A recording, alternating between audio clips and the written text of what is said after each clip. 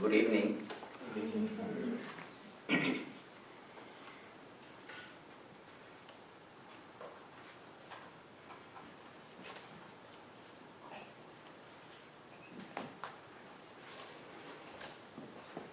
Om Bhadram Karneभिः शृणुयाम देवः Bhadram पश्येमाक्षभिर्यजत्रः स्थिरैरङ्गैस्तुष्टुवागुंसस्तनूभिः वशेम देवहितं यदायुः Om Shanti Shanti Shanti. May we hear with our ears what is auspicious. May we see with our eyes what is beneficial. May we sing praises to the Lord and enjoy with strong limbs and body the life assigned to us by Him. Om Peace, Peace, Peace. Welcome everyone to this special lecture by Swami Atmarupananda. This is our first lecture of this new year, so it is a good inauguration of the new year, we can say. He came to San Francisco to give a talk in their 1st January celebration, Holy Mother's birthday. It was combined with Holy Mother's birthday, 1st January, Kalpataru. So Swami Atmarupananda invited him. So we took advantage of his coming to this side and he graciously agreed to come here. At present, Swami Atmarupananda is Swami-in-Charge of the Vedanta Society of Houston, Texas. And he was born in USA and joined the Ramakrishna Order of India as a monk in 1969 in Chicago. And subsequently spent many years in India engaged in monastic, scholarly and spiritual training. He has served as a resident minister of the San Diego branch of the Vedanta Society of Southern California, then resident minister of the Vivekananda retreat at Ridgely in New York State, and also in Ramakrishna Monastery in Tropico Canyon in Southern California. He has traveled widely in the United States, Canada, Latin America, giving lectures and retreats in both English and Spanish. Probably has given talks in Bengali also because he knows Bengali. I presume that. For many years he has been actively engaged in working for inter-religious understanding. He does not miss any invitation for any inter-religious events when he gets invitation. That is my assumption. And what I heard. Before assuming his current responsibility as the Swami-in-Charge of the Vedanta Society of Houston, he was at the headquarters of Ramakrishna Order in India, working on a revised edition of the complete works of Swami Vivekananda in 10 volumes. You know, a lot of materials have been discovered and come up. So the complete works of Swami Vivekananda, which started, I think, at the very beginning it was 4 volumes, then 6, probably then 8, then 9, now it has become 10 volumes. So it required a lot of work, so he was working on that project. So I'm very happy to welcome him here. He is saying that this is his second visit to this place. So maybe, but I remember he visited once during Swami Shraddhananda's time. So it is a long, it is many years has passed that he has come here to give a talk here. So I request Swami Atmarupananda to give his talk on 1893, the Second American Revolution. It is a very revealing talk and I hope you will enjoy it. Swami Atmarupananda.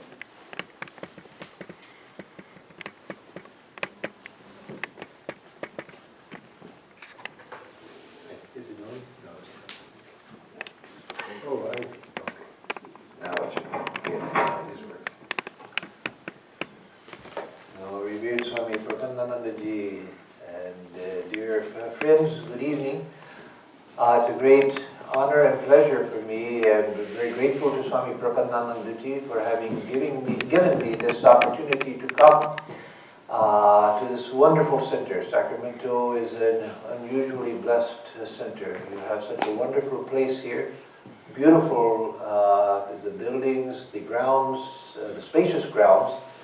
In Houston we have 1.5 acres, and so seeing 7 acres of space so beautifully laid out, and we have one building, and to see the buildings here, it's really amazing what has been done here over the decades, and so it's very a delight to be here and to be able to speak about Swami Vivekananda.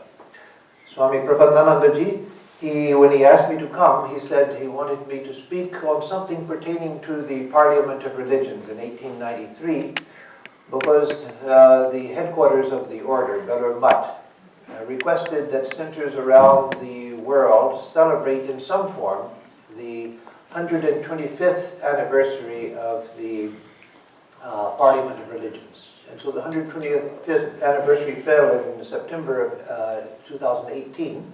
But from that time for the next year, the celebrations will continue. So I chose the topic, as Maharaj said, 1893, a second American Revolution. So the first American Revolution, you all know.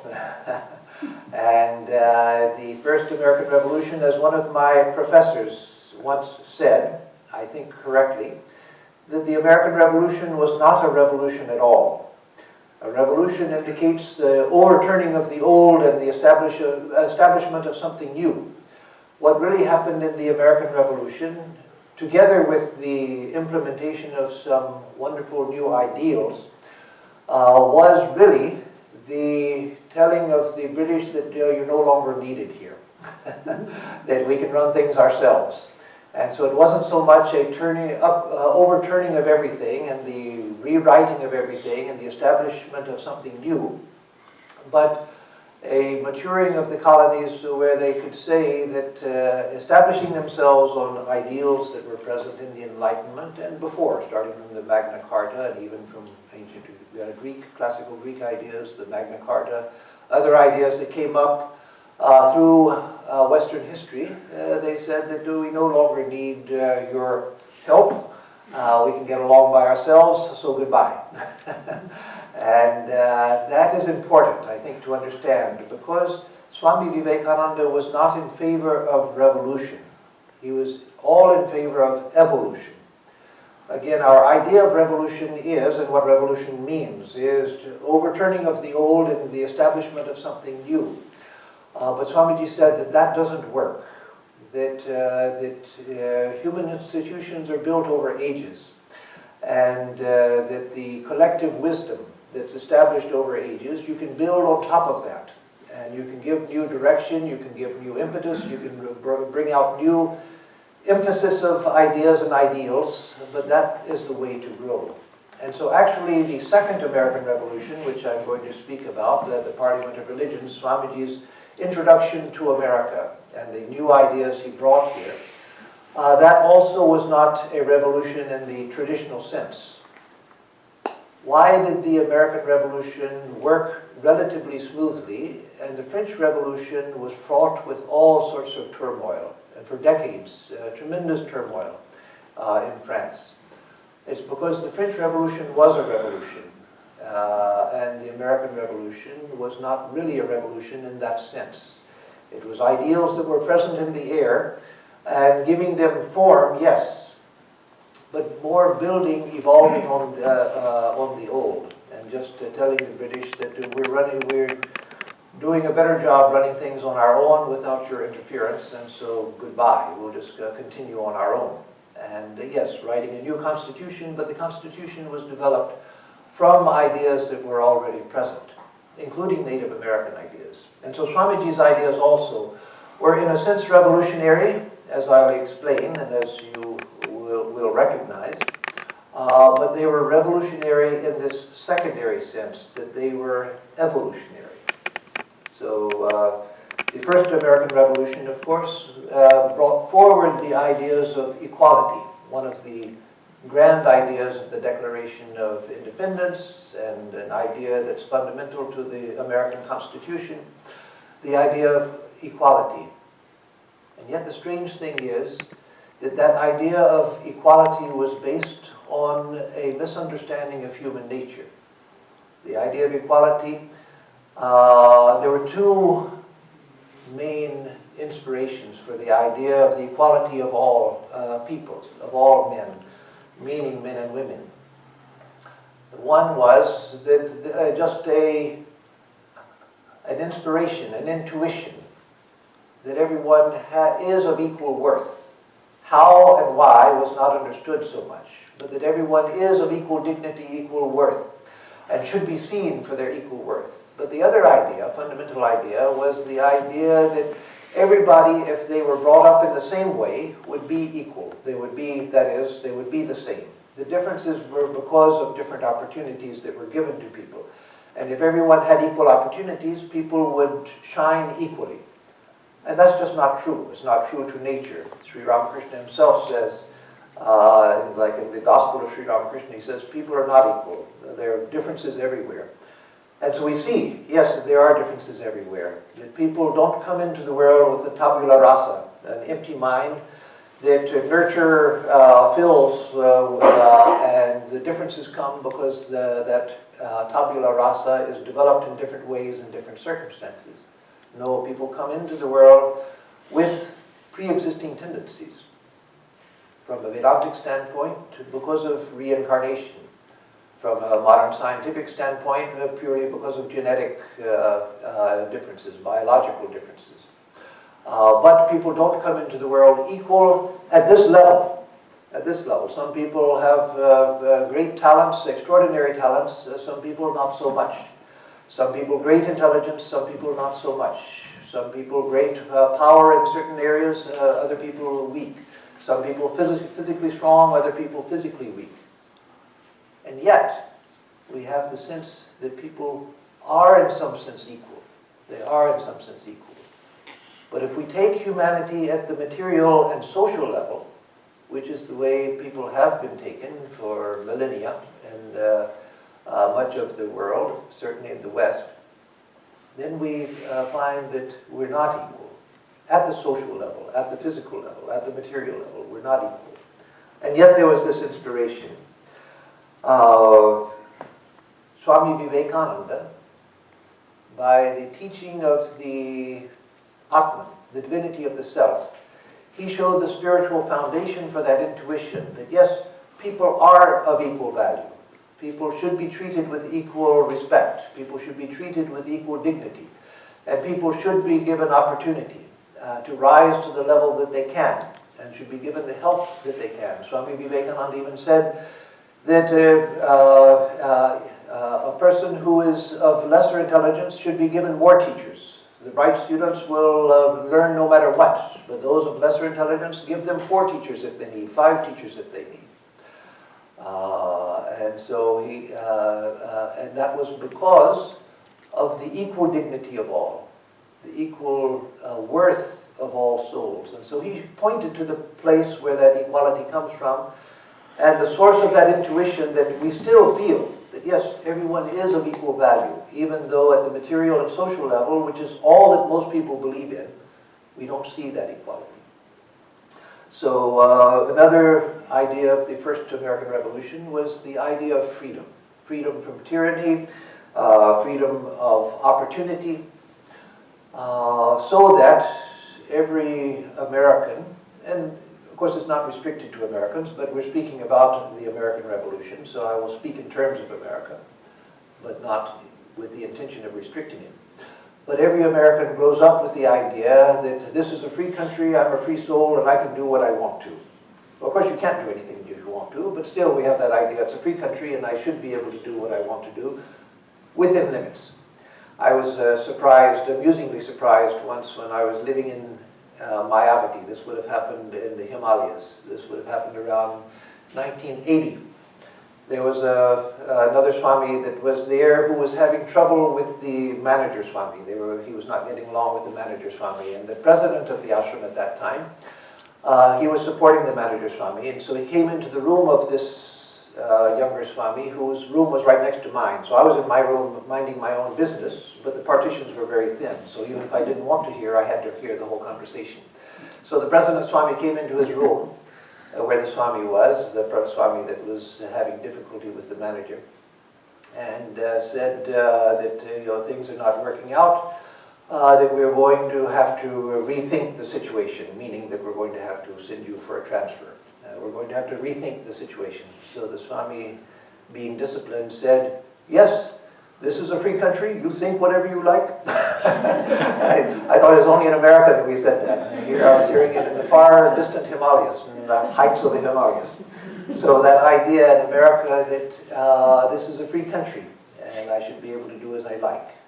That anyone, if they do what is necessary, should have the right to run for President of the United States. Of course, everyone doesn't run, not even everyone who wants to run does, but there's still the idea that people should have the opportunity. So freedom, equality, freedom, the idea of the power of the individual. That coming especially from the Reformation and then the Enlightenment, that bringing forward of the individual, where before the individual served the collective, but then the bringing forward of the individual and this sacredness of the individual conscience, the sacredness of the individual volition, etc. That was a new thing that came. And Swami Vivekananda, he both laughed at that and also appreciated it. He laughed at the overemphasis on individuality, that I want to be an individual and I want to be different from everybody else, and I'm going to express my individuality by showing that I'm different from everybody else.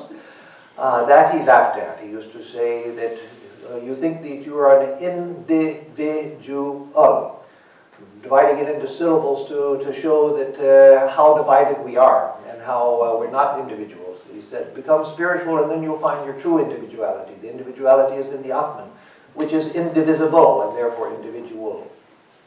But he also appreciated individuality when it was seen in the proper context.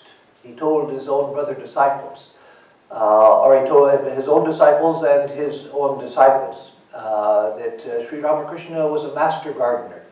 Look at all of his disciples. Each one is a great individual.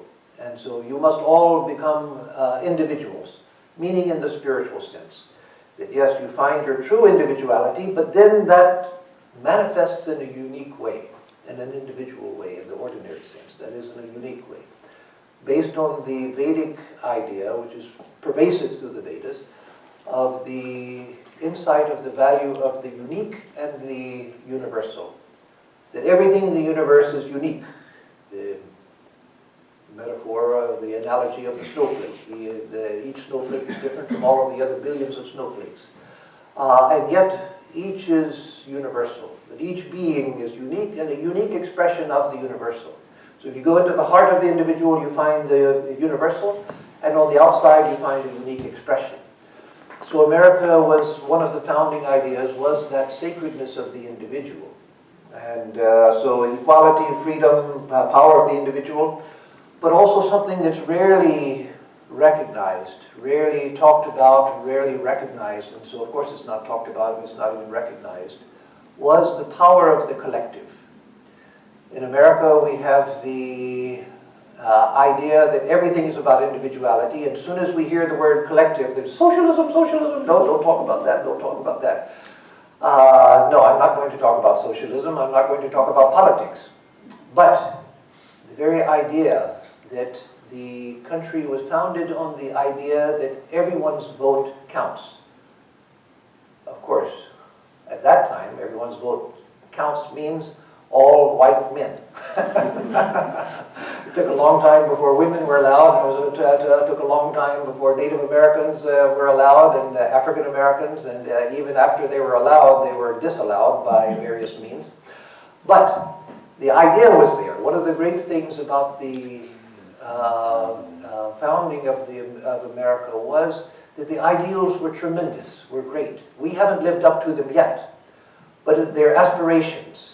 They're tremendous aspirations, and even our faults can be seen in terms of the ideals, misunderstandings or perversions of the ideals. For instance, I grew up in the Deep South during the old days of segregation. The people in the South who fought integration, they fought it from the standpoint of freedom, that we should be free and not be told by the government that we must integrate. Because we should be free means we white people, white men should be free, and we should be able to discriminate against others without the government telling us what to do if we want to. And in the bad old days of slavery, there were people who said that I don't want to live in a country where I'm not free to own a slave if I want to. So again, a perversion of that ideal of freedom, a perversion of the ideal of the value of the individual. So even the faults of the country can be seen in terms of a perversion of the ideals. So as Swami Vivekananda said, every country has to be understood in terms of its ideals. Not even in terms of its flaws, every country has those, but in terms of its ideals. So the right of assembly, the power of the collective vote, all of that was a recognition of the power of the collective. Swami Vivekananda said, that here in this country, he said that in this country, where has the king gone? The king has entered into each one of you. As an individual member of this society, each one of you has tremendous power. The power of the king has incarnated in each one of you. He said the king of heaven in Vedanta was dethroned from heaven long ago and entered into each one of you. It was a spiritual democracy that was taught in the Vedanta. And so yes, that idea, my vote is one vote. There are hundreds of millions of people here in this country. And that's why many people don't vote. They say, well, what does it matter? One vote, who cares? But no, as a member of the collective, we have tremendous power. So that overemphasis on the individual in America without the recognition of the value of the collective, that's been one of the great weaknesses in America. But anyway, let me get back to the main topic. When Swami Vivekananda came to America, of course, his first real public introduction to the world was at the Parliament of Religions.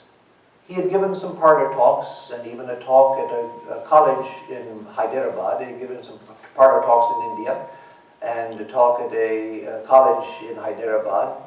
But those were small affairs and really private affairs. We don't even have records of what he said in most cases. And when he came to this country, he went after he found that Chicago was too expensive and the Parliament was too far away in time for him to afford to remain in Chicago. He went to Massachusetts, where he understood it was cheaper to live. And there he gave some talks. But again, those were minor parlor talks, really, and private affairs. So his real introduction to the world came at the Parliament of Religions. That's where his talks were taken down, not recorded, but taken down, and where we first hear his message to the world. Now, in India, there are traditionalists who say that Swami Vivekananda's message must have been fully formed from the beginning. When he started out teaching, his message was fully formed. There was no growth. Why? Because he was a realized soul, and so in realization there's no growth. He was already a realized soul. Secondly, he was taught by Sri Ramakrishna. And so he had the message from Sri Ramakrishna's teachings. And third, he was a rishi from the Sapta Mandala, the Sapta Rishi Mandala, the seven sages from the beginning of creation. Now that you may take as mythology or you may take it as a reality. But Sri Ramakrishna said that Swami Vivekananda came from a very high plane, that he came from a state of perfection, where he was immersed in eternal meditation. So he came as a perfected sage, he had attained to perfection in this life, and he was trained by Sri Ramakrishna, so his message must have been complete. And yet when you see Swamiji and read his life and his teachings, you find that he talks about the development of his message and so forth over time. So that when he came to California, he said, or just before coming, he said, I have a new message now. But the interesting thing is, when you see the Parliament of Religion talks, his first introduction to the world, how complete his message really was. I was one of those who never accepted that idea that, well, just because he was a perfected sage and everything, that his message was complete. I took a more historically critical attitude, and I think in many things that's still my default position. But then I had to see, when I recently went through the Parliament talks carefully, taking out the central ideas that he had given, that these were the ideas that inspired his message from beginning to end. That yes, there were things that did grow and develop, but those things were matters of emphasis and matters of external, such as his falling in love with organization. You know the story of, which I heard from Cornelia Conger herself, where it was first published. She, in her reminiscences of Swami Vivekananda, she was one of 5 people I met who knew Swami Vivekananda. And so she told us in person that one day Swami Vivekananda returned to the home of Mr. and Mrs. Lyons, Cornelia Conger's grandparents, and told Miss Conger that, "Mother, I've fallen in love." And Miss Conger asked him jokingly of Swamiji, "What's her name?" And Swamiji laughed and said, "Oh, Miss Conger, it's not a woman, it's organization. I've seen what power there is in organization." Then Sister Christine talks about Swamiji pacing back and forth, talking to himself about the values, pros and cons of organization. So it was things like that that, yes, developed with time. But it's amazing to see the Parliament talks and how the seeds of all of his major ideas are present there. And so I want to mention a few of those. One of the ideas that has to be mentioned first, of course, is that all religions are true. He said at the Parliament of Religions that we accept all religions as true. Now that was a revolutionary idea in America, a revolutionary idea. And yet it impressed people very deeply there. Why? Because again, it was, though in one sense it was revolutionary, it was what people wanted to hear. At that time, in the 1890s, there was a desire, because of the spread of science, the spread of education, women were getting educated for the first time in larger numbers, not universally, but larger numbers. There was a desire for universality. There was a desire for something that was broad and accepting. And so when Swamiji said, "We accept all religions as true," that had a response. Not positive among the ministers, but among the ordinary people who were attending. And so imagine the shock of that idea, hearing that we accept all religions as true. How can that be? That was my first question in religious life. What led me to Vedanta. When I was 16, I was standing outside of church, between Sunday school and church, waiting for the church bell to announce that it was time to go in for the Sunday service. And while I was standing there, I was standing by myself that day, no friends were around to talk to. And so I thought, well, everybody from every religion says that we alone are true. But I grew up a Protestant Christian, so I think that not only is Christianity the only true religion, but Protestantism is the only true form of Christianity. And we Presbyterians are the best of the Protestants.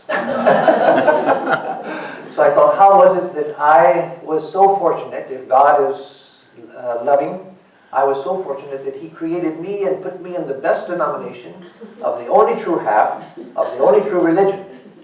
And then I thought, well, people born in Saudi Arabia might grow up thinking that Islam is the only true religion, and my form of Islam is the only true form of Islam. Someone growing up in China might grow up thinking my form of Buddhism is the only true form of Buddhism, which is the only true religion. And so then I thought, well, where you're born seems to determine what you think is true in religion, and that's not a standard for truth. So probably none of them are true. So I decided by the time the church bell rang, I had talked myself into being an agnostic. And then a year later, I came across a book on Vedanta, which said that Vedanta accepts all religions as true.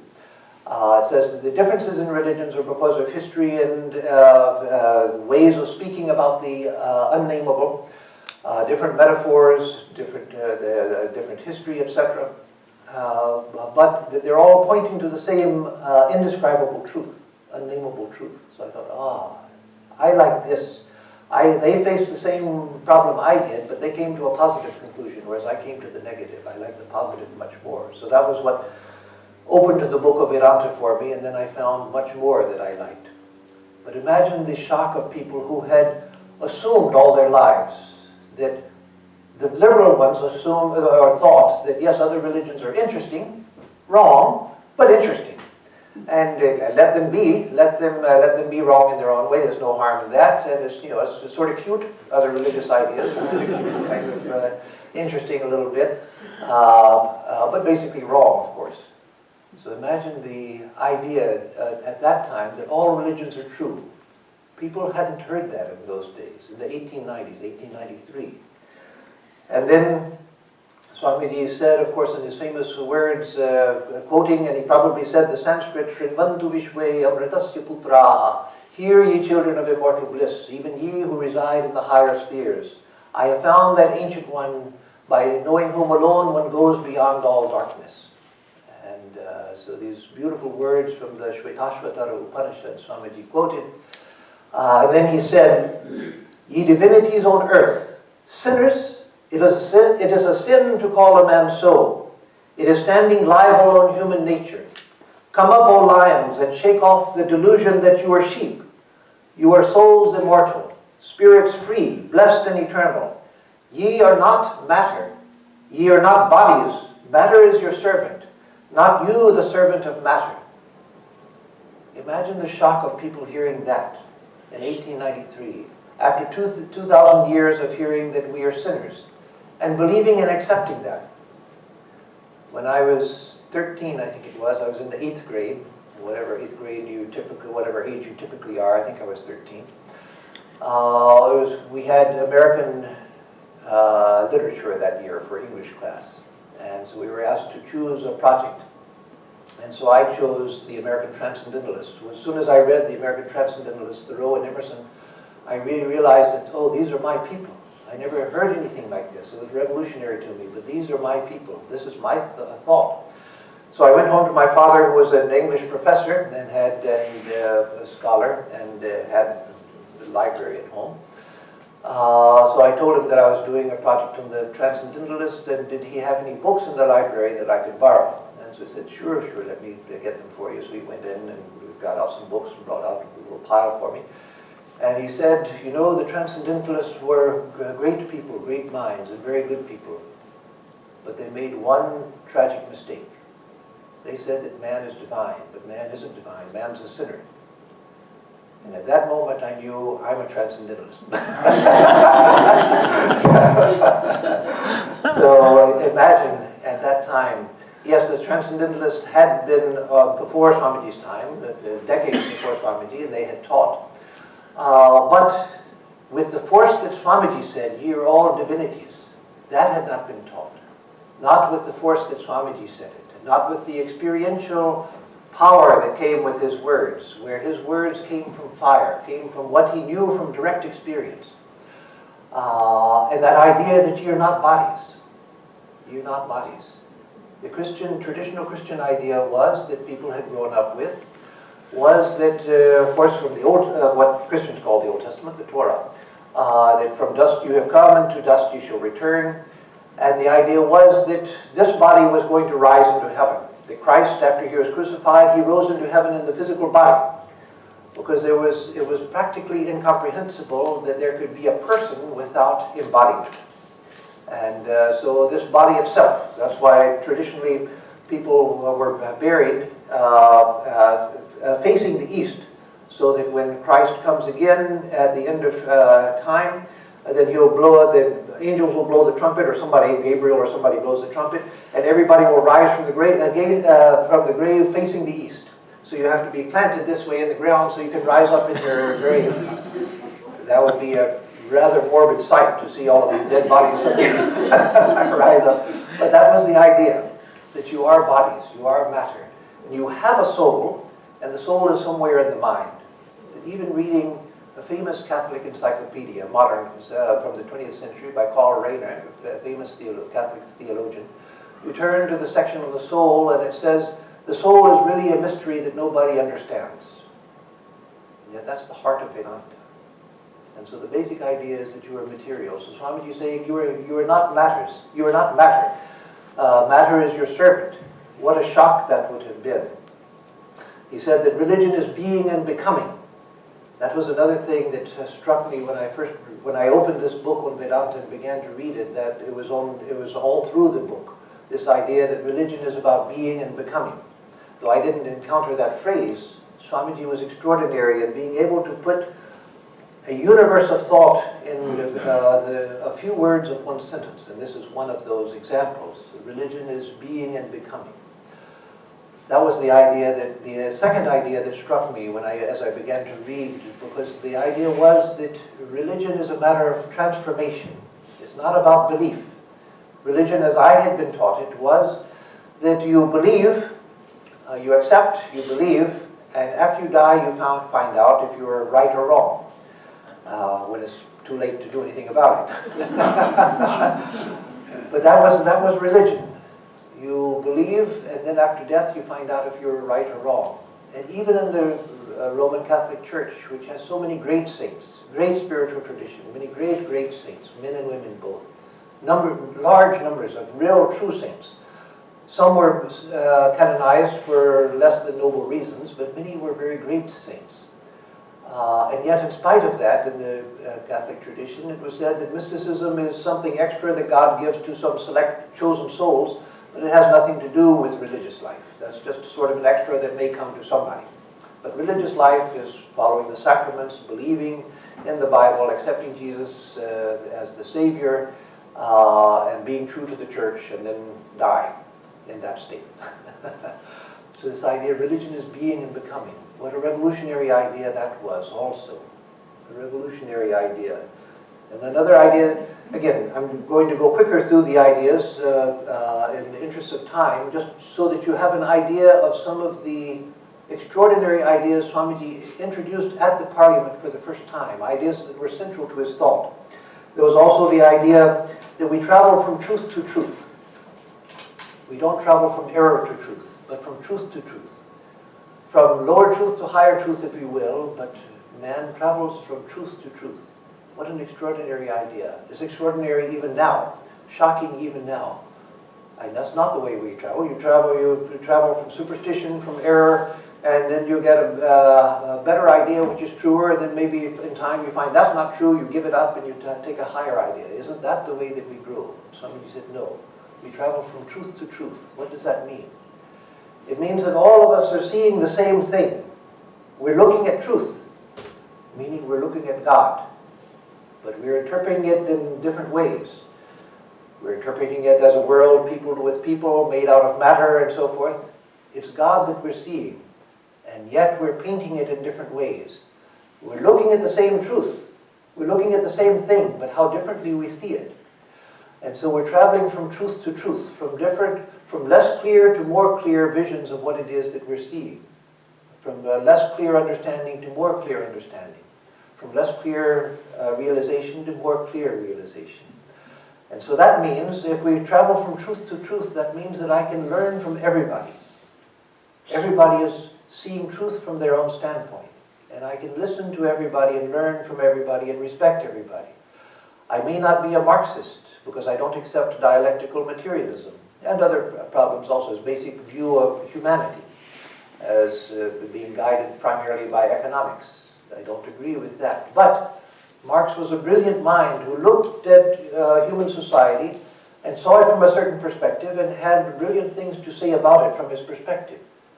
So though I may not accept his philosophy, developed Marxism, as the final statement of truth, I may find many flaws in it, but he had something to say, and the things that I can learn from it. I may not be a Freudian for the same reason. I don't accept his view of human nature. But Freud was a brilliant man who looked at human beings, examined human beings, and developed a theoretical framework for understanding what it was that he was seeing. And so I can learn from that. I can learn from the man on Skid Row. I can learn from the beggar. I can learn from the king. I can learn from the pauper. I can learn from the pope. I can learn from anyone. Because everyone is seeing truth from their own standpoint. Some less clearly, some more clearly. But what a wonderful idea this is, that we don't travel from error to truth, but from truth to truth. It was here at the Parliament of Religions he first spoke about a universal religion.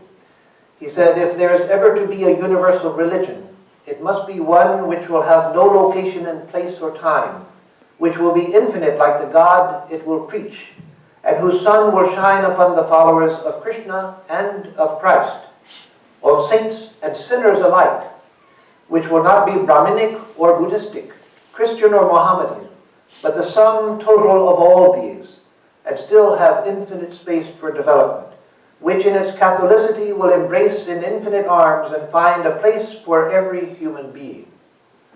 What a tremendous idea. Where was this idea of religion at that time in 1893? What an extraordinary idea. Now you find that many people will accept this idea and many people won't find it shocking.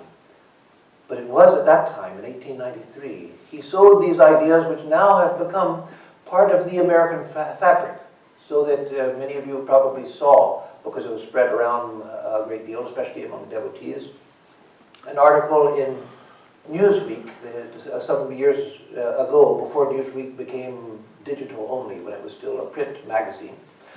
An article by a woman who said, an American woman, who said, the title of the article was just a one-page article, "Are We All Hindus Now?" And then she talked about the different studies, the different polls that had been taken of the American public, where people held ideas in large numbers that were much more typical of Hinduism than of other religions. For instance, the idea that all religions are true, that there are many paths to God. Even something like, it's more than 30%, I forget the actual figure, so I will be conservative. It was somewhere at least in the 30 percentile range. Evangelicals say, the most conservative of Christians, who say that there are many paths to God. More than 30% of evangelicals. And the total population, it's more than 50% who believe that there are many paths to God. There's some of the other ideas, like the divinity of man. Even in Christianity, there is a search for, and has been for 50, 60, 70 years, a search for a new view of humanity, to get away from the idea that we are created in sin and can never get out of sin. So these ideas that he spread, which were revolutionary at the time, they have taken root. He's taught from the Parliament of Religion times. He taught religion taught Vedanta as a religion of principles, a religion of principles. Most religions have a story to tell, and that's good. The stories are good. The stories are beautiful. There's nothing wrong with that. But most religions can't distinguish between the story and the principles. If you want to learn what Christianity means, what Judaism means, what Islam means, etc., they'll tell you a story. A story that happened in a time and a place, and with certain figures that you have to accept, and have to accept what they said. But Vedanta, as Swami Vivekananda taught it, was a religion of principles, and that's why it could serve as the foundation, as he taught it, for a universal religion, which accepts, has the potential to accept all religions. In fact, years ago, when I was at the Ganges Monastery, Ganges, Michigan Monastery, back in the early 1970s, I read a book called Hinduism Invades America. It was written in the 1950s by a Protestant minister, and he said that the great danger to America and to religion in America is not the communists and atheists and all of that. The great danger to religion in America is Hinduism. Why? Because you tell a Hindu that Jesus is the savior of the world, and they say, "Oh, great, yes, we accept Jesus. We also have Krishna and Rama and these other figures, and we accept Jesus. Yes, we accept him as a savior also." You tell them that, yes, but we teach the Trinity. That's God the Father, God the Son, God the Holy Spirit. But we have so many gods and goddesses, we can accept the Trinity also. That's only 3 more. What's the problem? We accept the Trinity. So whatever you tell them, they say, well, yes, we can accommodate that. And so he said in this book that the danger of Hinduism to Christianity is that it will just absorb Christianity. And then the barriers will break down, and then there'll be nothing called Christianity anymore. It will just be Hinduism with another incarnation and another idea of God. That was one of the best praises of Hinduism I've ever read. And so that this idea of the religion of principles that can be taught in every culture, and let the cultural genius of every culture express those principles in its own way. So that unlike when Christianity began to become a world mission, it went around the world to Africa, to Asia, turning Africans and Chinese and Indians into little Europeans. But no, we don't need to do that with Vedanta. That you can teach the principles, and in every culture it will learn how to express them in its own way. So he taught, it was at the Parliament of Religions, he first taught about reincarnation and karma, but he taught them as principles. It was here at the Parliament of Religions where he first said, by the Vedas, no books are meant. The Vedas are the accumulated treasury of spiritual laws discovered by different persons in different times. So he universalized the idea of the Vedas. It was an extraordinary thing. Again, the religion of principles. The idea of unity and variety, which is the motto of the United States, e pluribus unum, out of many one. So that idea, the Vedic idea of unity out of variety. It was here at the Parliament of Religions where he first spoke publicly about the meeting of science and religion. That science and religion are both searches for truth, going in different directions, one going outward, one going inward, one looking at examining matter, the other examining consciousnness. But eventually they'll find a point where they meet, because they're both seeking truth, and truth is one. It was also at the Parliament where he began his long defense of India. In America, where India had been denigrated by missionaries and by others for centuries, he began the vindication and defense of India, the revelation of true India. One of the things he said here at the Parliament was, sect after sect arose in India and seemed to shake the religion of the Vedas to its very foundation. But like the waters of the seashore in a tremendous earthquake, it receded only for a little while, only to return in an all-absorbing flood, 1,000 times more vigorous. And when the tumult of the rush was over, these sects were all sucked in, absorbed and assimilated into the immense body of the Mother Faith. Yes, revealing one of the great features of Hinduism, its tremendous ability to absorb. Tremendous ability to absorb and to absorb new ideas. He said later that we can accept, we Hindus, he was speaking in India, not to a Western audience in India, he said we can accept the Bible and the Quran among our Puranas. We can accept them as Puranas also.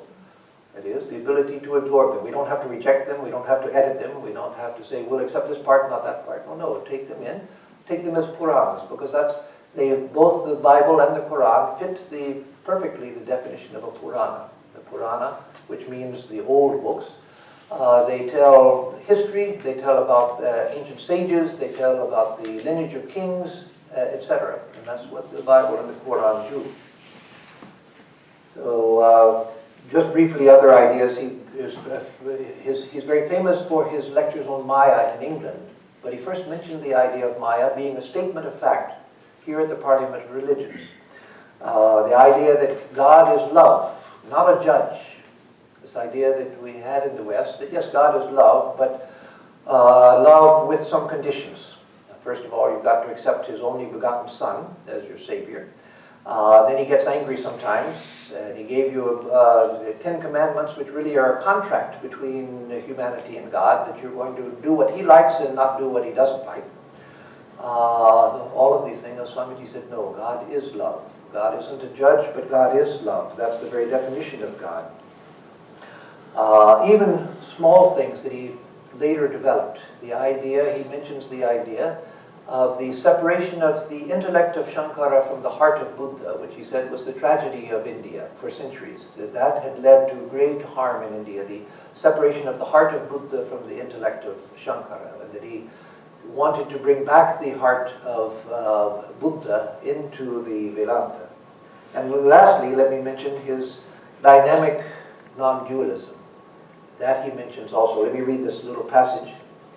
If it is happiness to enjoy the consciousness of this small body, it must be greater happiness to enjoy the consciousness of two bodies, the measure of happiness increasing with the consciousness of an increasing number of bodies. the ultimate happiness being reached when it would become a universal consciousness. Therefore, to gain this infinite universal individuality, this miserable little prison individuality must go. Then alone can death cease, when I am one with life. Then alone can misery cease, when I am one with happiness itself. Then alone can all error cease, when I am one with knowledge itself. Now, what I mean by his dynamic Vedanta, his dynamic Advaita. Generally, Advaita was taught as the pinnacle of spiritual experience and spiritual life, where the self is not dynamic. The self is pure consciousness absorbed in the reality which it is. The world has disappeared, individuality has disappeared, action has disappeared, everything has disappeared. There's just pure perfection. And so you aim towards that. And yes, that's true.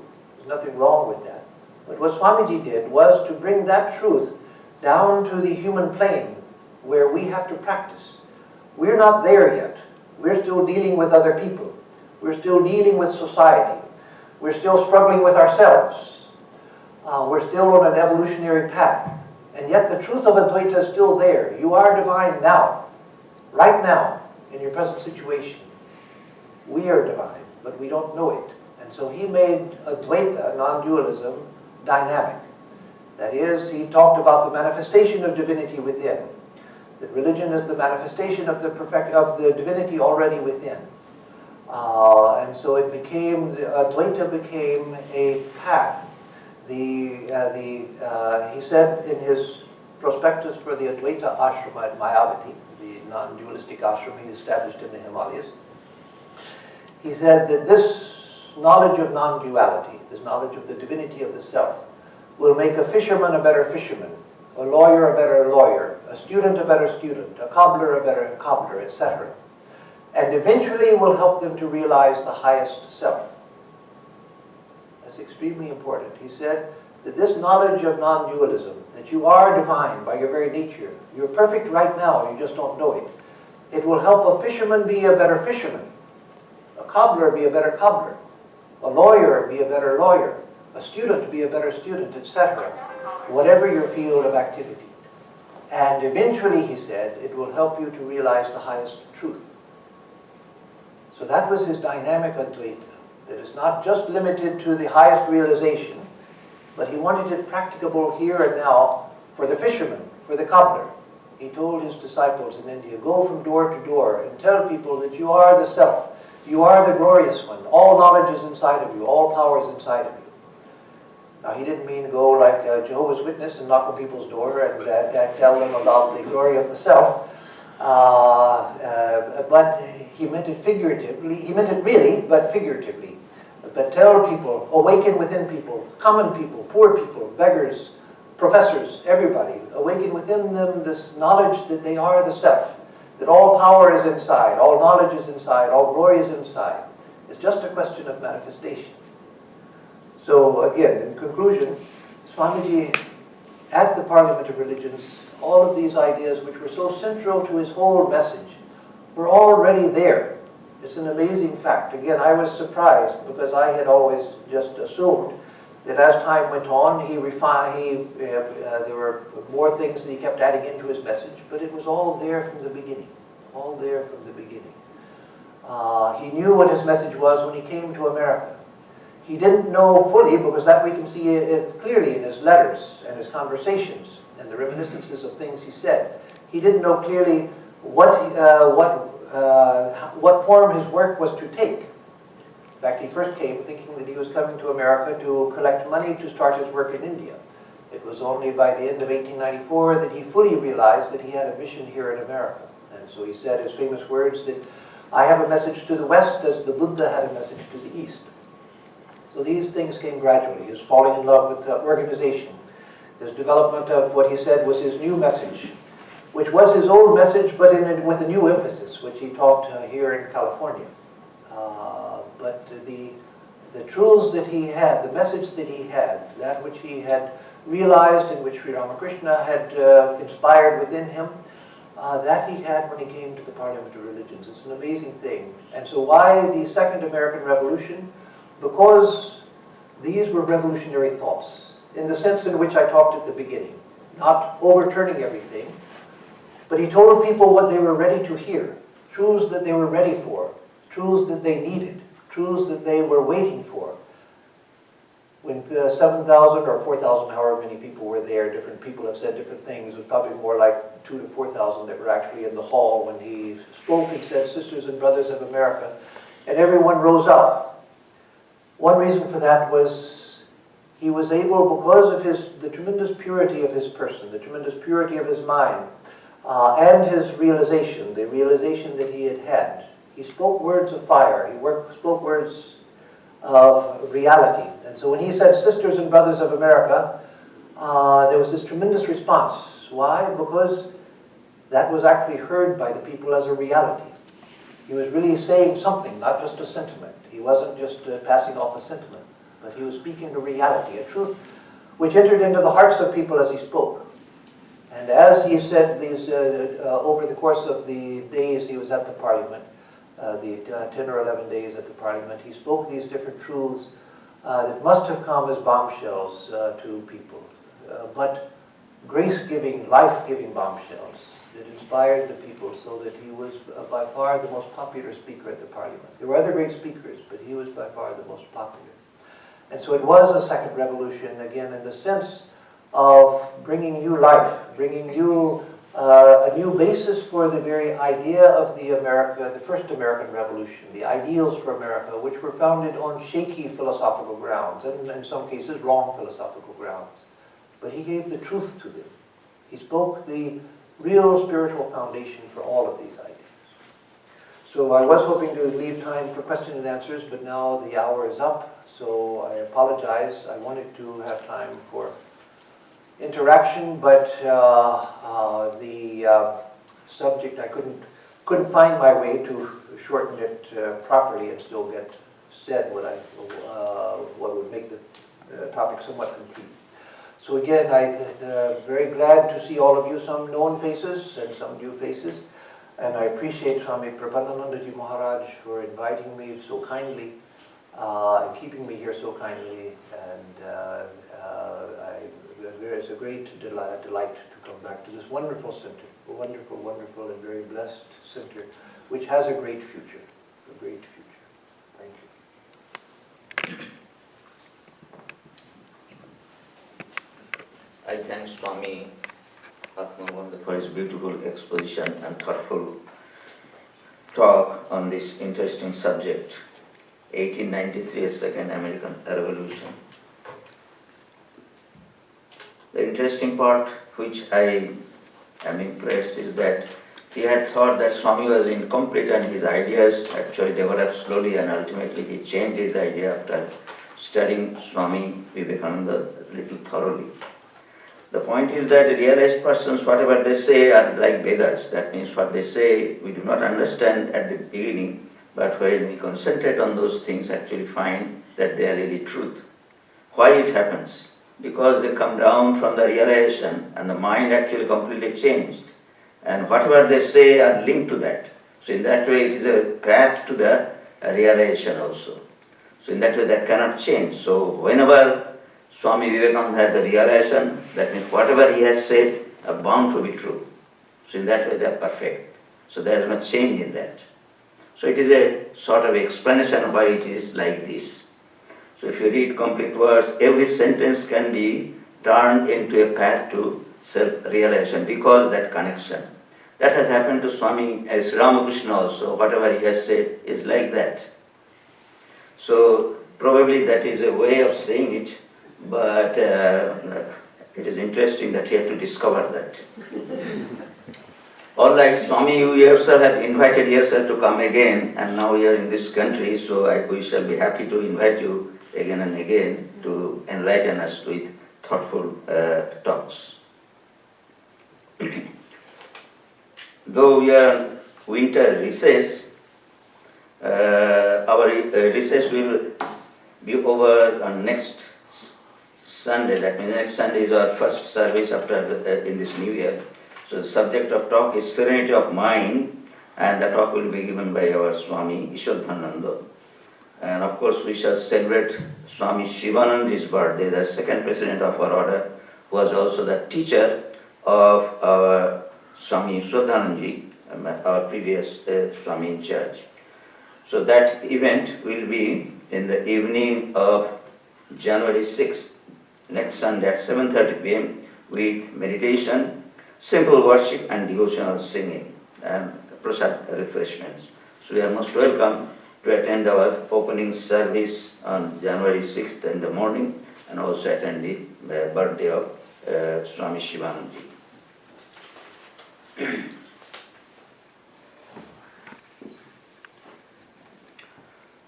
Yang Brahma Purnendra Rudra Maruta Stunnanti Dibbaistavai Vedai Sanghapada Krama Panishadai Gayanti Jam Samaga Dhyana Avasthita Tadagatena Manasa Pashyanti Jam Yogino Yasantam Navidu Surasuragana Devaya Tasmai Namaha.